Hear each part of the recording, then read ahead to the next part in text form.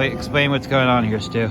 All right, right here we've got this unit being delivered right now. Okay. Right here. This unit here is coming later in the day. This gap in the middle is being built on the site. Going back there. Check it out. So there you can see, and this is not totally correct. Sadu Deluxe 20. Interesting. Okay, so say again. This is a little different. This is not going to have this sliding glass door.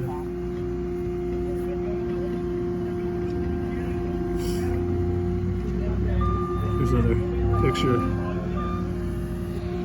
So, and this is Relevant Buildings, right? Yeah, Relevant Building Company out of Oregon City. How long ago did you start the construction or the development process with them? About 14 months ago. 14 months ago.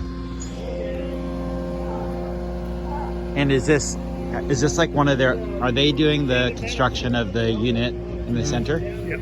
No, we Yeah. Okay, so this is a custom design then? Yeah, well, this is one of their models, but this is the first. Is that wire not connected?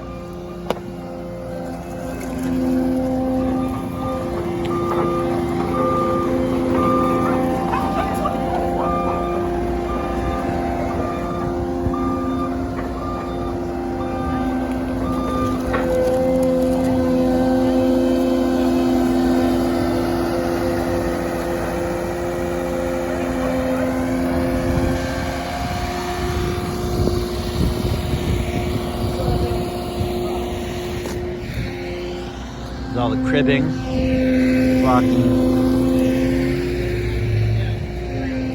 Let's go check out the foundation. Where is this puppy gonna go? So, clearly, foundation work has already been done for this because they're all being delivered today. The 3 components, but it's a, it's a pretty simple perimeter foundation. They have the, they have the PEX line over here. I'm not seeing the sewer, so I don't know what the deal is for that. I'll have to ask Stu about that. Interesting. Ah, sewer. Okay, so that's a sewer vent. Here's the sewer drain. PEX coming in from the ground. Electrical service, don't see that. I don't know what this opening is all about.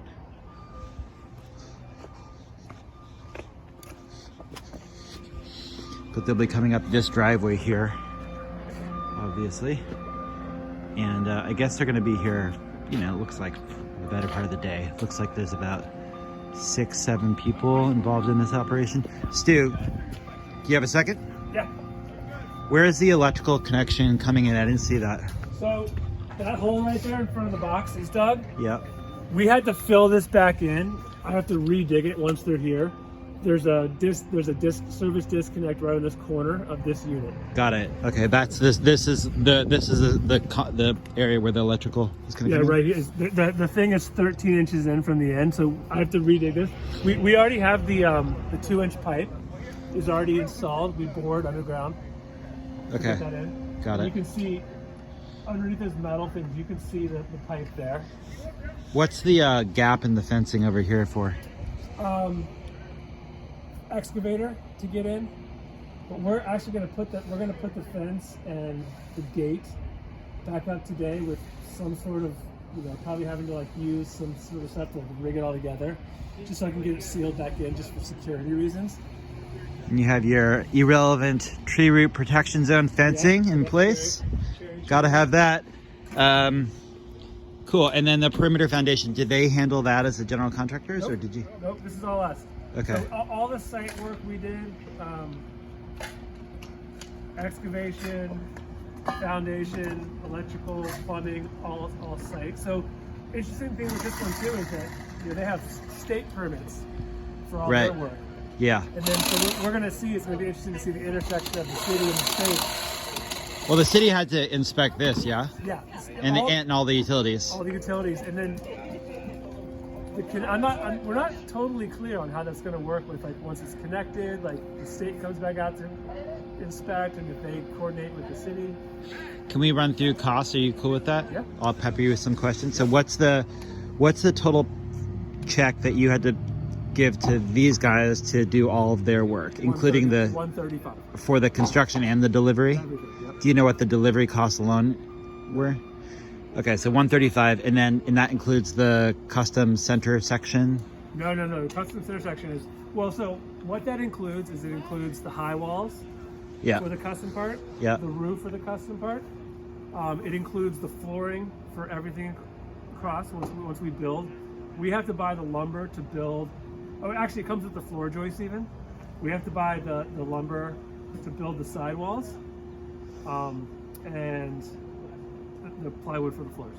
Got it. That's what we have to pay for, and we're paying for the siding on site. But the units inside are already painted. They're giving me the rest of the paint to finish it. That's covered. All the finish work is done. Tile work. And for the middle section as well, they're doing all the finish work for the middle section. There really isn't any. I mean, no, we have to do that. We'll Okay. have to do the drywall, but it's very minimal. Okay. Very So what do you anticipate your total project costs? Not let's leaving aside the finish work, but all the other work that you've had to do for the site work is to date, roughly, including, let's say, well, starting off with permit fees and utility connection fees and anything else in that realm. Permit fees were like about $7,000. Okay. I think total. What else have we had? We had to do a survey.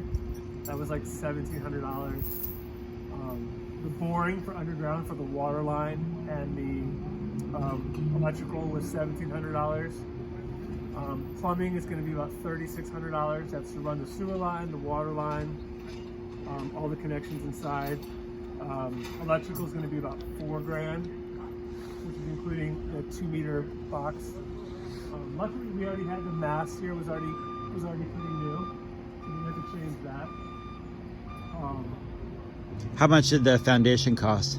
I don't know the foundation cost yet. I haven't gotten that bill. But did you bid that out? I mean, did you get that Callan done? did. Yeah, okay. I haven't seen the numbers on Okay. that. And then Callan being a general contractor, I don't know exactly what his fee is, but we have a pretty unique situation.